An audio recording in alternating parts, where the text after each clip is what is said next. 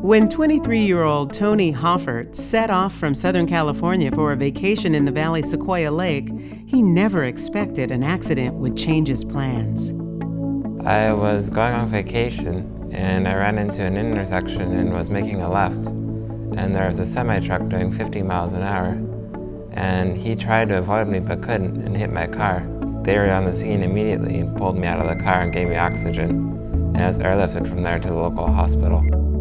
Besides his head injury, he had a broken back, broken ribs, a broken hand, and a ruptured spleen. Tony was flown to Community Regional Medical Center, the area's only Level 1 trauma center. His mom, Paula, was waiting for him to show up at Lake Sequoia when she got the call from Tony's friend. His friend said, "I'm sorry, I have to tell you this, but Tony's been in an accident." And I asked him how bad it was, and he said, well, it was bad enough that they put him in a helicopter and flew him to the hospital. He was able to tell us where to go, and by the time we got here, Tony was already had already landed, and they were working on him. We were so blessed that the hospital was here, and the fact that it was a Trauma 1 hospital. It was just, for us, it was such a great blessing, and that he got here so fast, because Tony had a severe head trauma.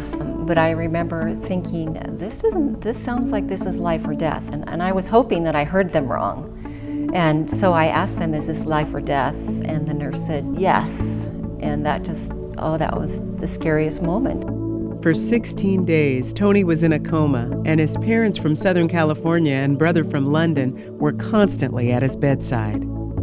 They said it was really tough for them. Because at first, the neuroscientists were telling them that I wasn't going to wake up from the coma.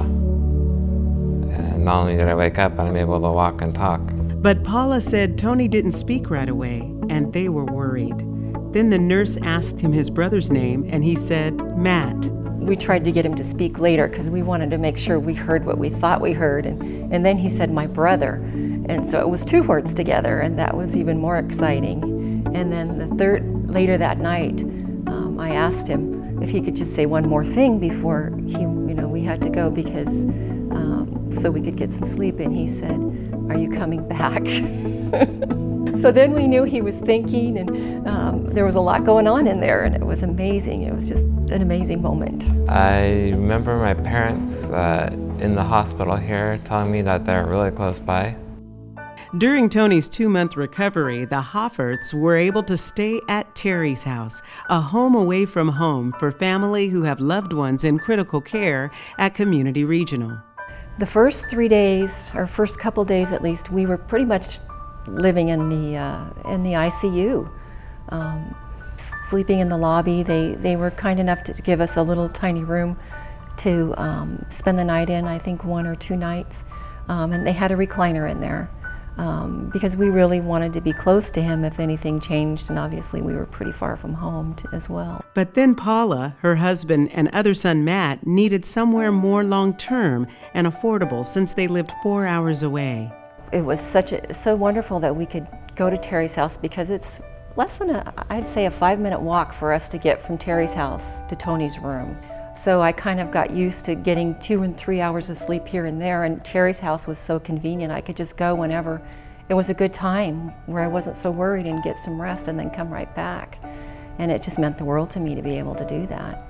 After 2 months in the hospital, Tony was ready to get back to his software engineering job at Boeing in Southern California and back under the care of his local physician. My family doctor is the one I've seen. And he was looking at my medical records, and he said, "Are you religious?"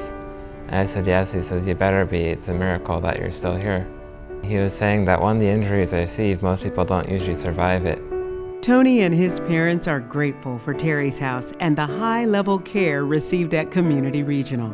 It was nice knowing that I had a bunch of experts around me who keep me safe. There was a lot of people helping in this miracle. It was just amazing how well trained everybody was. They just knew what to do and when to do it. There was just something going on every single second, and I just couldn't believe how well they were just handling it all. Everything worked out. I went from the odds being against me to everything being in my favor.